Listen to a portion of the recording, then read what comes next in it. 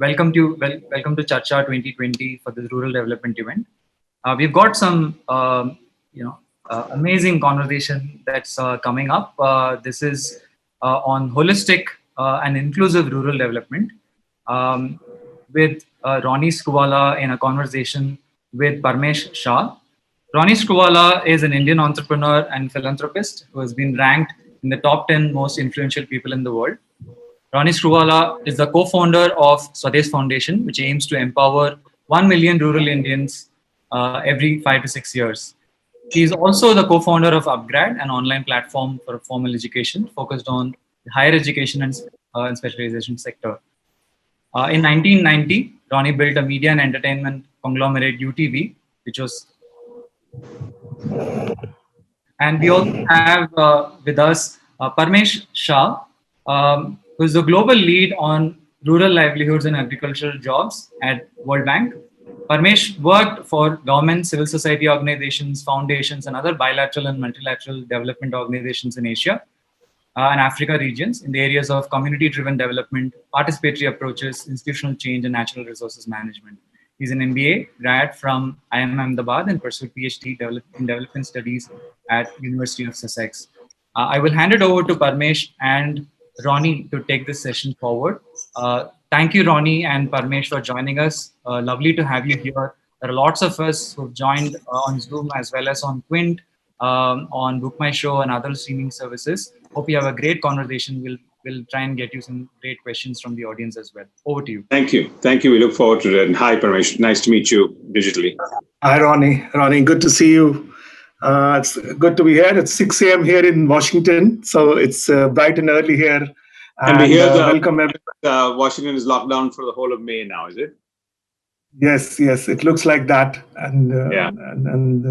But it's a good time to really learn. And I think from the knowledge perspective, this seems to be the best time. We are doing these webinars and we have thousands of people turning up from all over the world. So it's a privilege to be talking to you, Ronnie. And I think let's kick off by asking you what motivated you to start Swades Foundation, and what were your early challenges when you started the foundation? So there were two life cycles to this foundation. One was really when we were when I was in my 20s, and I was just starting up as a first generation entrepreneur. And as first generation entrepreneur, all you do is get kicked around. It's really something that you need to get out there in the trenches. And I think very early when one started the company, the introspection was that I just felt intuitively that about 10% of whatever we would make, we would like to give back.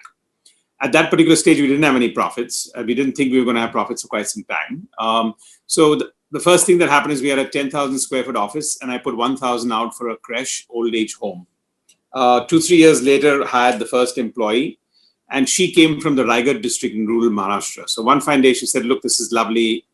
We had about 300 people in our staff in our company. And actually, they were all very excited because it was almost like we had this NGO right there in our midst. So it was 300 people kind of owning that NGO. And that was a phenomenal cultural moment for everybody. So this first employee told me, why don't you drive with us to Raigad and see, we have a lot of water and sanitation problems there. And we did that. And that's when our journey started into rural India, where we looked at a very small cluster of about 39 villages at that particular point in time, mainly focused on water and sanitation. Many years later, close to about 2012, when my wife Zarina and I divested from our company UTV to the Walt Disney Company, that's when we were sort of at this crossroad to figure out what did we want to do, both with our lives and with our foundation. And I think Zarina went out to do a Teach for India course, came back after 10 days and said, I'm going to join Teach for India. And I was very worried. So I said, wait a minute, you can't go join something. We've got our own NGO. She said, no. It's too small. I want to go join Teach for India. So I think I then, after what till date for me at least is the most expensive retention statement line that I've done for any person, where I said, listen, why don't we think about lifting 1 million people out of poverty every 6 to 7 years? So she kind of looked at me and said, are you kidding? And I said, no, I think we'll have to make it work. So all of 2013, we both met about 300, 400 NGOs across India. One of our biggest inspirations was in Bangladesh with BRAC, Professor Faisal, who's just recently passed away. And at the end of that, we came to a conclusion that there were 3 or 4 things that we wanted to build. One, we wanted to build our own execution foundation. We didn't want to cut a check. We wanted to be actively involved and build literally on an entrepreneurial basis in the not-for-profit sector. 2, we were very clear that everything is connected: water, sanitation, health, education, and therefore it needed to be a 360-degree approach. Third, for me, scale was obsessive, because as an entrepreneur, that's what I was. So, we can do it with 39 villages, but we picked a large geography of about 1 million people and 2,200 villages. Right now, it's about 600,000 people and 2,200 villages in 6-7 blocks in Raigad. So that was the scale element. And the last one was that we wanted to look at a 6 to 7 year agenda, after which we would need to move out of that geography, having made permanent change. Because one of our learnings in that 1 year research was incredible amount of great work happening, but many people were doing the same thing. If you were in a school or sponsoring a school, you were there for the last 20 years. And my first question to some of them was, okay, but in 20 years you've been working in the school, you should have made some permanent change and moved on. So that was our learning. And that's how pretty much it started. Challenges, I think, at the early stage was, at our first stage was, we never had money. When our first equity investor came into our main company and he said, wait a minute, what is this clause that says 10% of the profits will go towards your foundation? And I said, look, that's how, and they were very supportive of that. And they said, well, what about the years in which you won't make a profit? And we said, well, we'll figure it out. And I think that's what we've been doing overall. I think the challenges in the second avatar was really having a buy-in with a lot of people, because all the naysayers told us, don't do a 360-degree model. Focus on one thing. Focus either on education or focus on health, focus on sanitation, focus on one thing. And we were quite clear that we were going against the grain. Second, we were building an organization with 300 people. So how do you attract people, not just from the not-for-profit sector, but from the for-profit sector also, as core management and technology to what we wanted to do? So I think problem solving is in our DNA. And I would say that almost every day there are at least 10 problems we're solving. So, Ronnie, what is the model like now? Can you explain? Like, we are talking about holistic integrated rural development. So from your experience of so many years, what is the model now looking like, which you would like to do it somewhere else after 6 years? You said a 6-year cycle. So what are the ingredients of this model which you are talking about? Yeah, and I think the model is something that we also want to document, that it's replicable by other people. But I think the one line objective for each of that was, number one, in water, every single of our household would have a tap, with 2 taps inside each home. And I know we debated that a lot, because a lot of people said, okay, we're solving for the water problem in any case. Spring water, rainwater harvesting, wells in Raigad and the Western Plateau is a problem, because water, once you do that, the wells dry up. So how do you find that? But to us, putting the 2 taps inside each home was the penny dropping moment for our community, because then they really felt empowered. And a lot of people told us, wait a minute, the consumption of water will go up the minute you put it into the tap into a house versus a stand post. But actually, it's been quite the reverse, because responsibility seeks in. So our one line on water was 2 taps inside every home we would be in. 2, an attached toilet. That was the tick for sanitation. 3, in education, we would work with the 1,200 schools and the 800 Anganwadis in our geography and work with them on almost all the pluses, meaning we didn't want to go out, reinvent and build our own schools. We would work with the teachers, we would work with the principals, we would work in subjects primarily based on English, chemistry, computer, maths, building a library, and career counseling. In health, we focused on 3 aspects, anything that affected more than 1% of our community. And that was 1, eyesight, everything to do with eyes, and special care, if you're hearing impaired, visually impaired, or speech impaired. That was one part. The second was the entire prenatal and postnatal care. So almost from -9 months to +5 years, and that entire demographic. And the third for us was anemia and malnutrition. The holy grail for us in this model is livelihood. So we look at our entire geography as a GDP equation. We can't look at it as a per household, because the minute you look at it as a per household, I can't solve. There are many households in a village that don't own land, don't have a working member. And how do you therefore take their income levels from 50,000 rupees to our goal of 4 lakh rupees per household per year, unless you look at a holistic model? If I inject dairy and if I inject cattle and cows, if I don't have a chilling plant every 9 kilometers and then a dairy output deal, then nobody's going to do dairy. So where is the marketplace being created? Where is the entrepreneurship ecosystem being created to support the demand that we would do in agriculture, in skill development, in all kinds of dairy, live poultry. But livelihood for us is we need to quadruple the level of income per household in our entire geography, because that's when we feel that they will feel in control of their destiny, not need us anymore, tell us to thank you, and off we'll go. I don't think we'll do a permanent exit, but if you're holding the hand right now, we'll hold their little finger so that we don't feel anything gets zeroed to what we've done. But most and our core of our model is the village development committee. We don't enter a village unless they form their own village development committee. So they own every single change and we work with them. Thanks a lot. And so I wanted to ask you is that a lot of things to do with market require a lot of other players to be into this ecosystem which you are trying to create. So how are you working with others in the market system? Like you talk about chilling plants. You are not going to set your chilling plant yourself. Someone else is going to set that chilling plant there and run it. So explain to me, how do you work with the government on the other side, on the schools and all, and with the market on the livelihood side? How do you do that? So on the market and the livelihood right now, it is all about creating our own entrepreneurs. So actually the SAG groups and the women groups actually are very happy to look at distribution of some of the situations. When we look at dairy, the chilling plants are actually entrepreneurs from and within that community. We may fund them for a chilling plant and then they have to go out there. They have their transport system. Somebody has a tempo, somebody has a van, somebody has a bicycle, somebody has a scooter, and he goes out household to household and figures that out. A large chain maneuver. So when we have cashew entrepreneurs. So what we do is we buy in bulk, we then let them process it, and then we buy it back from them at a certain price so that they are not affected by the fluctuation of the prices and they get a good income. Our criterion with them is that you need to do it 365 days of the year and be a permanent entrepreneur, because otherwise these are all seasonal things. The mindset of the rural community is I'll do it for 2 months and 3 months. When you do paddy, it's for 2-3 months. When cashew is the season is January, February, March, so I'll do it for 2-3 months. How do you get them to do that? And second, how do they create employment?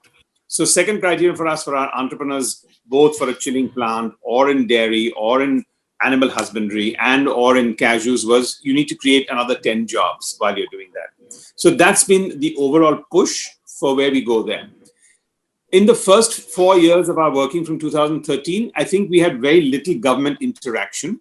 Having said that, they've been extremely supportive right from the beginning. We don't, as an NGO, want to and do not take any money directly from the government. So we facilitate grants, we facilitate whatever has to go to the community for what they want to necessarily do.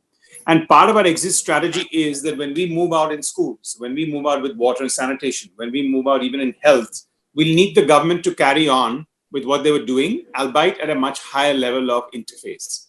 So that's been our work with the government. So if you were to describe the 3 key impacts, what you have seen till now of the whole approach over these years, what would they be? You know, one benchmark and report card we do have is in education, where our one goal was that 100% of our kids in our geography would complete the 10 standard, and at least 50% of them would pass in first class. And we had the base level for us was 40% of that was happening.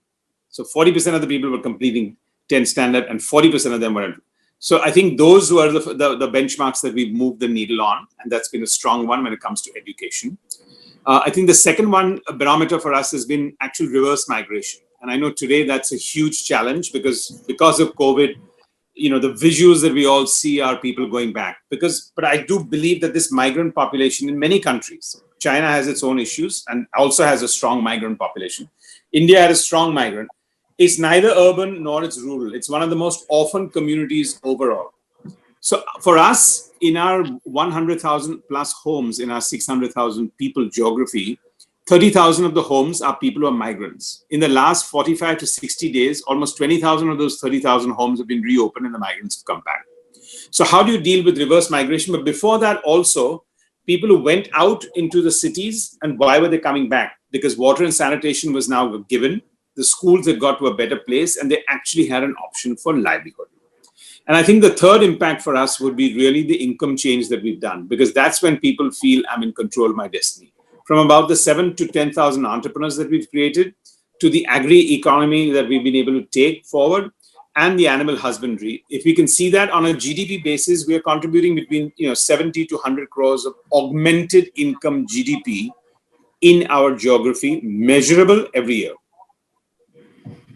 That's very, very impressive. That's a very good metrics, and I hope all the social entrepreneurs start calculating their augmented value add in the same way. I think this is a very interesting way of looking at it, and that comes from your entrepreneurial kind of DNA, which you bring into to social and rural development. That's very impressive.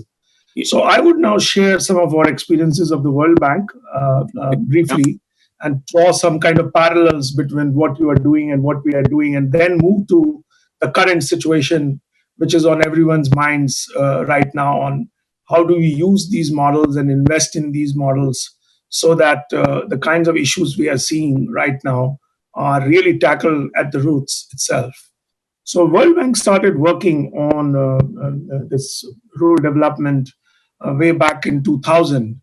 And we also went through a journey of learning from all the models. And it's very interesting to see that BRAC is on your list also. And we went and talked to Professor Yunus, BRAC, and our own Amul model, Dr. Kurian, and also Sarvodaya and Sri Lanka. We looked at all the South Asian models where you had seen some sustainability of a very strong kind in terms of things sustaining for a longer period of time without external intervention. And we were very keen to see how we can develop and support those kinds of approaches. The World Bank supports governments in creating enabling environment, ecosystem, and institutions to make this kind of development happen.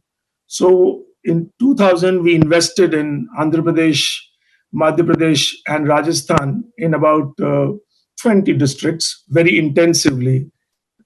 And from the experience we looked at, there are 4 things which were very important. They looked at creating high quality social capital in the villages. So it's not just doing projects one by one. It's trying to create communities' own institutions, communities' own processes, communities' own values like self-help, and create institutions which are more value-based from the beginning. The second was to really not stop at social capital, invest in creating some kind of financial capital for these households and communities, and then convert the financial capital and marry it with the human capital, and then really transform the social capital into economic capital. So we really looked at women as an agency, because that's what experience was in whole South Asia, that wherever women were involved as an agency, they were producing very different outcomes. Yeah. So it was the self-help groups, which I think you are also working with, but not just self-help groups, but federating them to build a higher level institution, self-management institution of the women. So currently, if you look at that, now we then went to Bihar and Jharkhand in 2007 with the same approach, and invested in very high quality social capital for now from 2007. Now it's like almost like 13 years. We are now working in the eastern part of India. And together, if you look at, we have now 350 million women mobilized into self-help groups all over the country, because World Bank works on scale. As you have scale aspiration, we also have scale aspiration. And the institutional approach was that we don't have huge amount of external people doing it. We need community institutions doing it all the time. So we have 350 million women. We have almost like 7 million self-help groups. And we have about 350,000 community level functionaries now working all over India. And I think I like what I'm seeing in your approach is that you are looking at a scale aspiration to create that 100 crores additional value of GDP. And I think that's a very interesting metrics there. And what we see now in India is that these poor women have $2 billion of their own savings.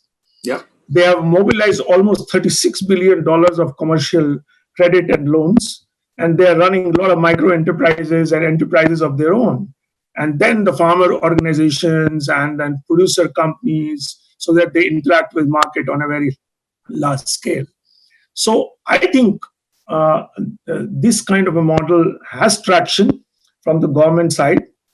We have almost like 3,000 young professionals right now from all the bright institutions of the country working on these programs. So it's not just the typical people who would come from social science. It's the people who are MBAs, people who are technical, coming from agriculture universities, coming from all kinds of disciplines, coming and working with communities. So I think clearly we are looking at a huge amount of investment in creating an ecosystem. I think we have invested in projects for very long. I think we have to invest in these scale models like yours very significantly, which are run by entrepreneurial energy and entrepreneurial action, which really governs that. M&E and measurement and impact is a strong part of it, I'm sure, right? M&E is a major. Yeah, impact is the main thing. So I think we are measuring income, we are measuring economic activity, we are measuring the financial capital which is there at the household level. And the example is very clear that in this COVID crisis, these communities did not wait for the government. Yeah. They have their own savings, their own capital. These communities have already produced more than 10 million masks, almost like 500,000 liters of sanitizers. Yeah. And 250,000 PPE equipment. And they're running almost like 26,000 community kitchens. And without any support from anyone, basically, because they have the entrepreneurial energy, they have the financial capacity.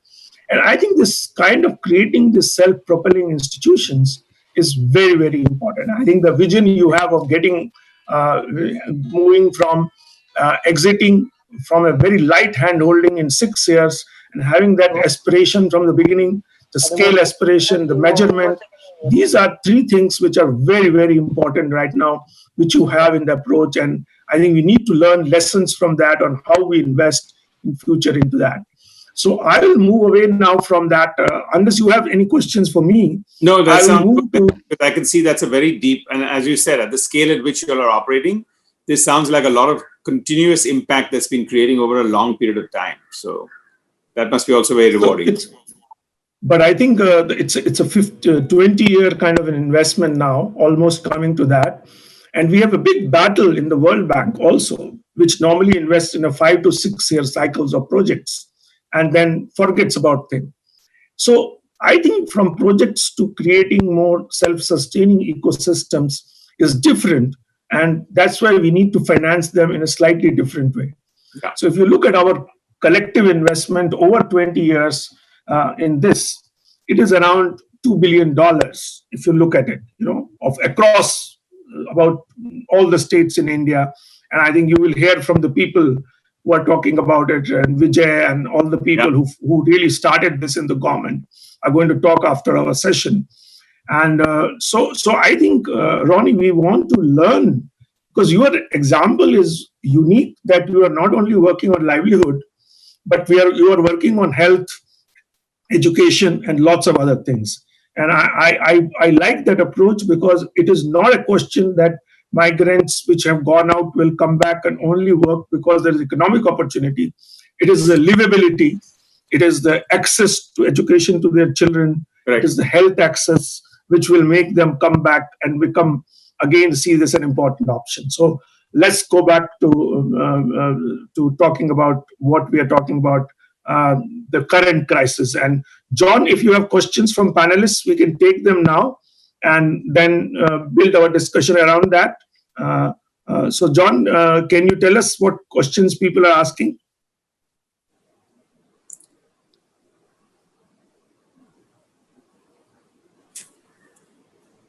Well, he's still on mute. So Ronnie, can you talk about, you're looking at the COVID crisis now. Yeah. So you have seen, what are you seeing in your areas in terms of, you must have seen a lot of people coming back into the communities where you are working. Yeah. So what are you hearing, and what are your suggestions on how to deal with this in terms of your approach going forward? So a couple of things. I think one, I have to say that rural India has not that been badly affected by COVID yet. So in their sense and in their mindset, They understand that this seems like a global pandemic, but why should their lives and their progress slow down is something they're quite confused about. They feel curious that what's the big hullabaloo about here? And they're not that badly touched in some of our geographies. And I think in most geographies, rural India has not been yet that badly affected and hopefully should not be, because it didn't get penetrated from international and didn't get penetrated there. So part of this is a good discipline. What we're seeing is an incredible amount of collaborativeness as a DNA in the entire hamlets and villages on one side. I think the second part is that 15 to 20% of our geography, and I think that might appeal to most other people, are the tribal and the Adivasis or whichever else, or the minority classes. They normally are daily wage workers. They go at brick kilns, they go wherever else. They're very badly hurt because actually they have no access to daily money and therefore they're on point of starvation. Forget about anything else. So that's a second segment that one needs to take care of. And I think we look at that problem very differently, where 15 to 20% of our people, for example, we've had to do the extra, which is really the element of taking care of their food for the next 2, 3, 4, 6, 8 months. And I don't mean cook food, we just give them an entire ration packet that can take care of it, because they have zero access, zero income levels right now, and they're hand to mouth. So that's an emergency feeding. The third part, I think, is installing an element of medical proactiveness overall and health awareness, which we need to do at a much more evangelizing basis. And that's what we are doing with education and evangelizing, because it hasn't hurt them enough for them to feel this is serious, and yet we need to take that seriously in their minds so that it is a preventive from them. So there's a fair amount of that goes on there. And the last one and the most visible one is the migration element. As I said, about 20,000 out of the 30,000 closed homes for us have reopened with the migrants actually coming back. For these last 30 to 60 days, if we were to speak to them, and we're speaking to many, many of them, they're not fully decided whether they want to come back and stay back or whether they might go back. And there are 2-3 aspects there. When we were pushing people to reverse migrate back to the villages, I think one of the biggest causes we found for people not willing to do that was some sense of pride. If I would use the word pride, if not ego. You've gone into the city and then it's a defeat for you to come back for your fellow village people. This COVID has given them a situation to come back without that sense of compromise or sense of running back to the villages. And therefore, a lot of people are thinking, now that I have got a legitimate reason to come back, do I really want to go back?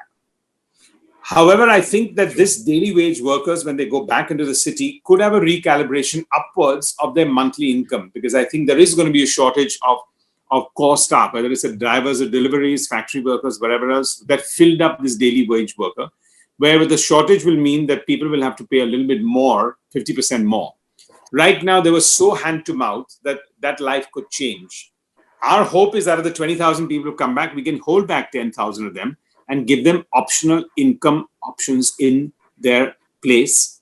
Their kids will be a little bit more happy in school than when they left 2 years, 5 years, or 7 years back, and they have water and a toilet in their homes already. Because even for the people which had closed homes, when we were doing our water and toilets, we would approach them even in the city that's saying, we're doing this in your village, do you want to get it done? And most of them said yes. So I think that's what we've experienced here, both from a medical and health awareness, from a point of view of some people, SOS and starvation, a general level of higher awareness of where this could be for the next 1 to 2 years in the migrant population. So I think clearly the link between the rural and urban is going to be very important.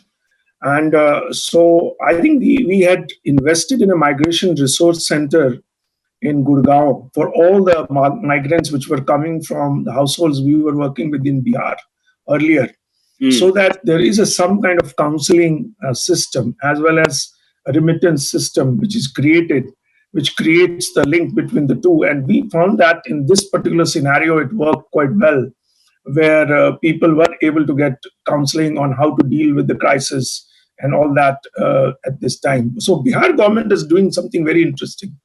It is registering all the migrants who are coming back, and is developing a skill registry.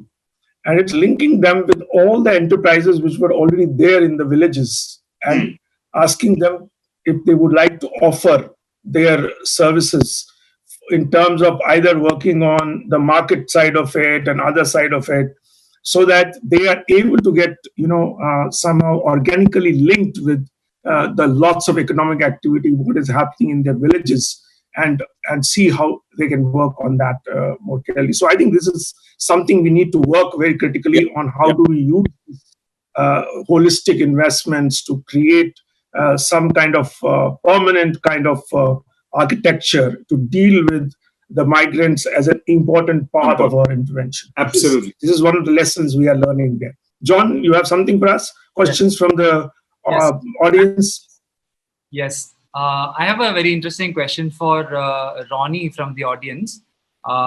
So the question is it possible to create build a sustainable ecosystem, a rural ecosystem, with the skill development and other services, and build an interdependent community in the light of migration happening? Is it really possible?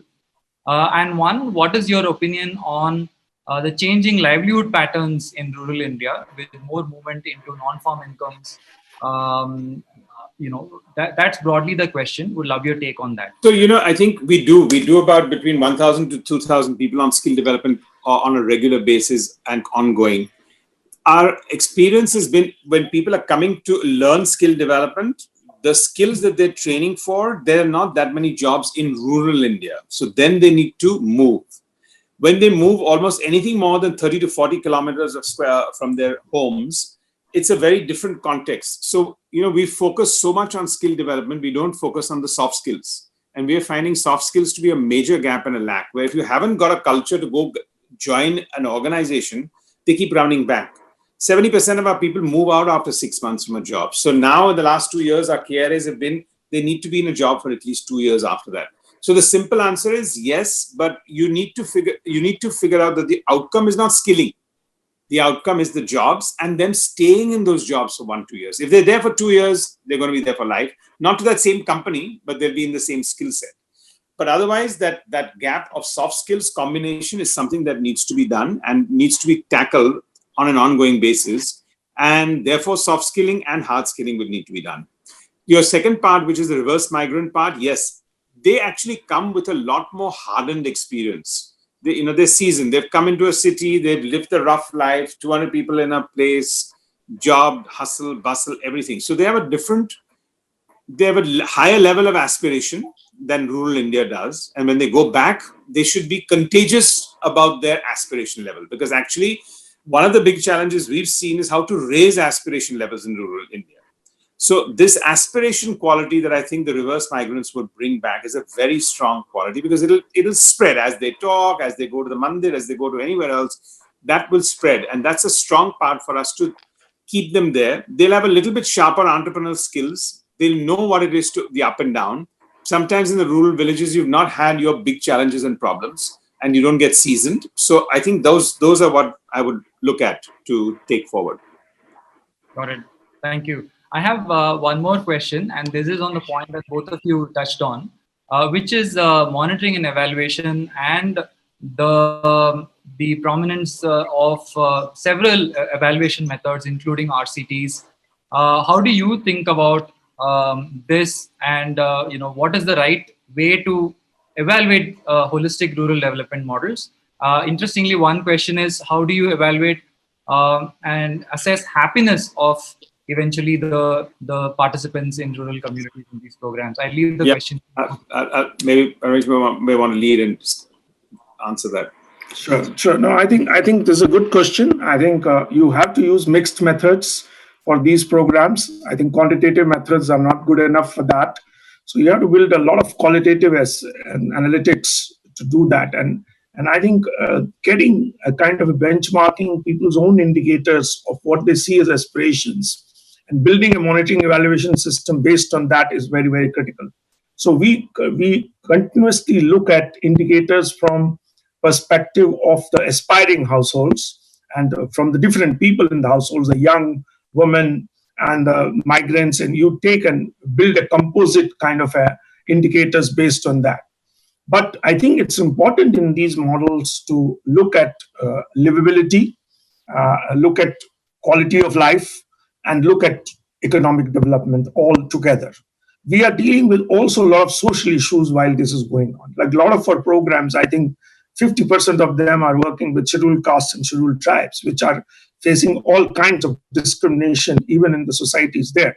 So if you just work on the economic side and you don't work on the social issues, then it won't work. And we work with Muzahirs in Bihar, who are really down in the hierarchy. And so you need to develop very specific indicators for different substrata and try to do evaluations that. But I love what Ronnie is doing in terms of augmenting value-added part of it. I think if we had that metrics by now, the systems will become more resilient and less fragile. So I'd like Ronnie to now answer the question. Actually, I'll hold on to your second part, which is the happiness index. I mean, I know we're not Bhutan, and Bhutan is one of the only places where they have a minister for happiness, from what I understand, and definitely that's something that they promulgate. But actually, that translates to two words. One I used already in my previous answer, which is aspiration, and the second is pride. And therefore, these are the soft parts that we work on with our community a lot. How do you raise those aspirations? Because actually, you can't get them to start earning from 50,000 a year to 4 lakhs a year unless they have a certain sense of aspiration. And that includes first financial inclusion. And the second one is pride. And I think, for example, when we give scholarships out or the school functions, to get parents who've never ever been invited to anything that happens in the school, to when we do career counseling for the kids, we insisted that one parent is also there. There's a sense of identification and pride that happens. When we were very focused on our work for the first 2-3 years, we got a lot of not criticism, but feedback that says we're not celebrating enough. And this is not celebrating for our own staff, but celebrating with the community. So actually in the beginning, when we used to go there and then they'd all come as a community, give you a little bit of diya, tikka, dholak would be played. And I was saying, no, guys, let's not make a fuss. We're here, part of you. And then they all said, no, you don't understand. This is their happiness.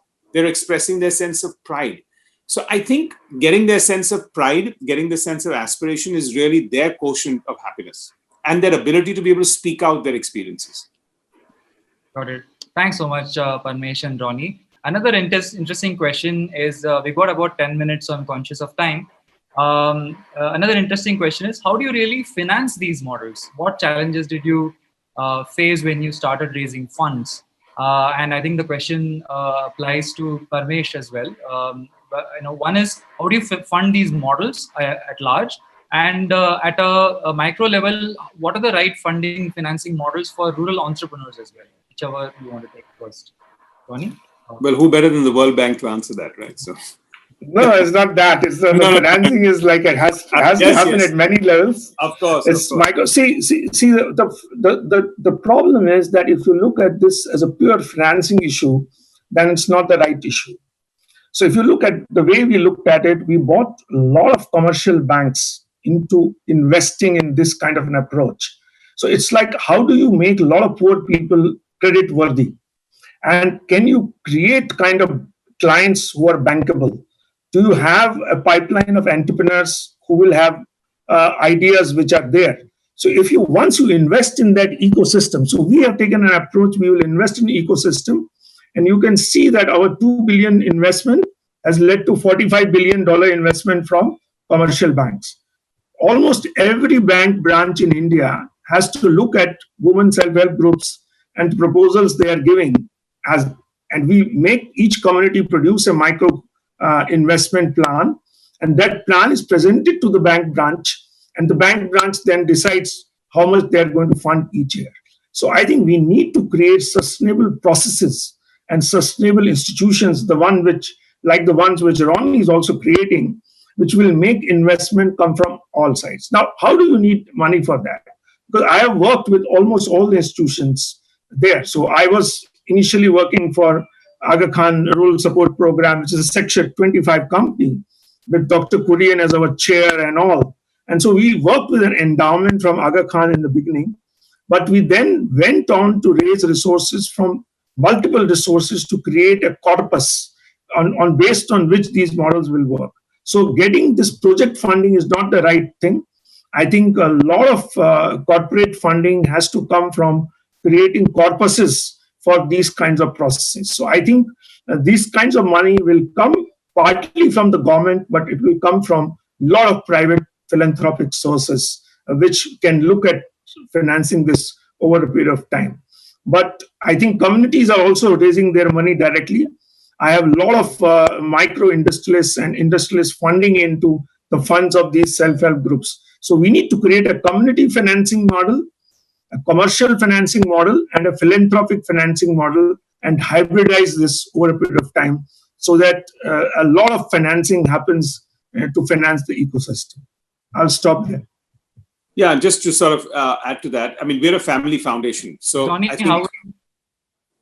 Hello, sorry, can you hear me? Yeah, we're a family foundation.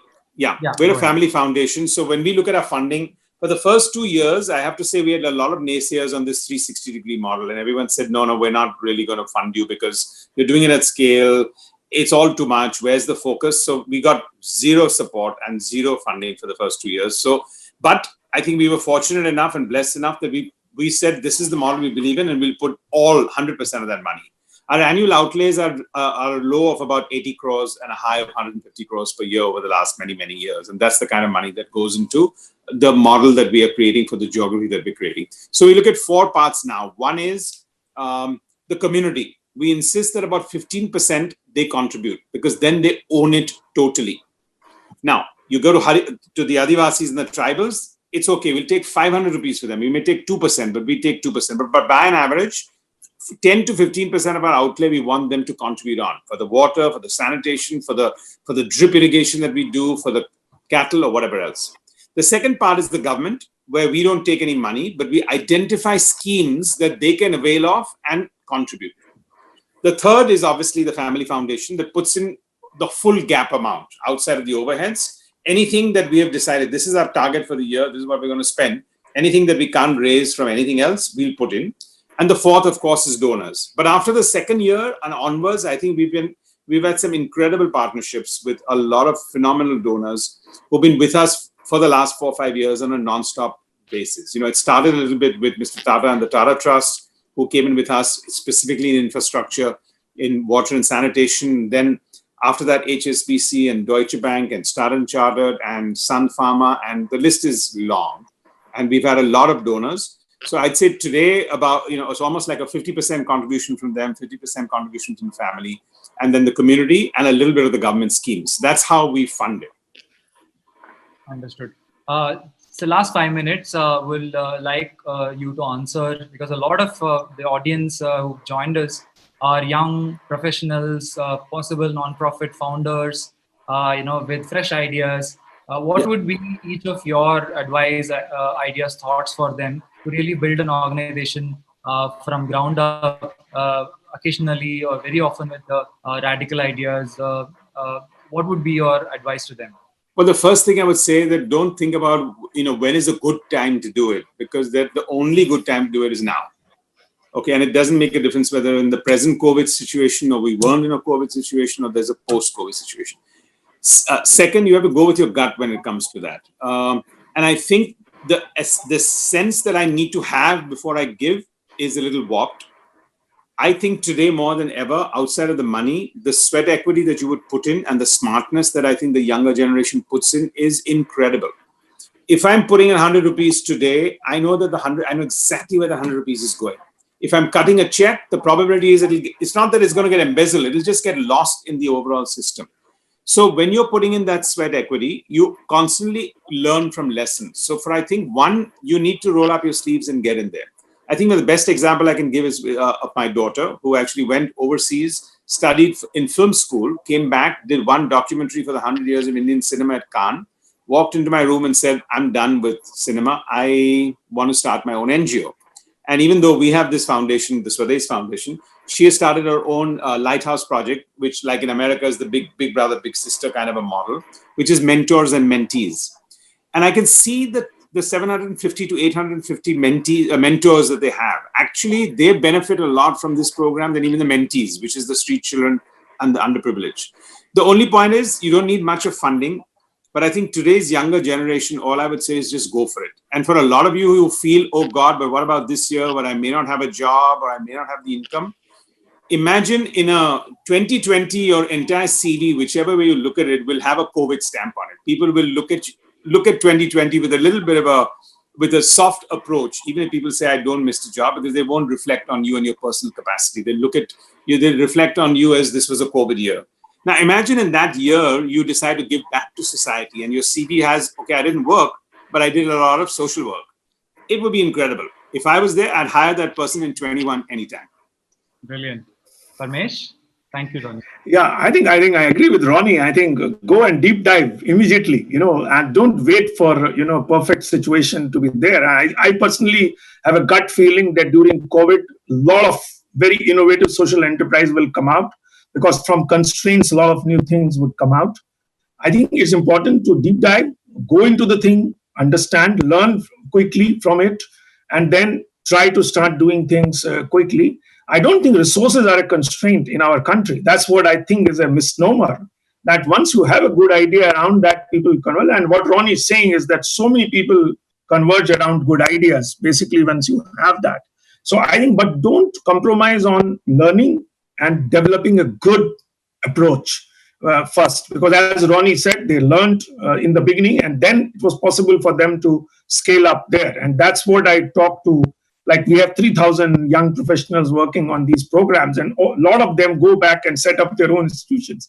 They look at 3 years with this program as a way of learning, and then they set up their own social enterprises. I think I write sort of recommendations for the Series A funding all the time for people who are coming from this cohort. So if you have a good idea, come to me as well. I will definitely try to support you in terms of linking you up with the people who are in this business, basically there. Because I think go and try the ideas at this stage, learn from people who have already done it, but always bring a delta into whatever you do. I think you should be very clear about what value you are adding. I think the augmentation which Ronnie was talking about, that 100 crores thing, and is unbelievable. If that clarity, if you can get in 6 years, that this is the value you are adding to the whole thing, is what will drive this thing there. A lot of social entrepreneurs get lost in details, but they don't look at measuring what value they're adding. That's something what your generation would do well. Great. Thanks so much, Ronnie and Parmesh, with those last thoughts. The message is clear for young professionals. Get started, learn, measure. Don't really worry about what will happen, where the funding will come from. I think it was a brilliant session. We touched on a lot of topics, all the way from the journey of Swades Foundation, how we got started, what is your idea around holistic rural development, and from Parmesh on World Bank's own efforts and how they've scaled huge efforts across the world. Really, really valuable. And thanks so much for joining. Thank you.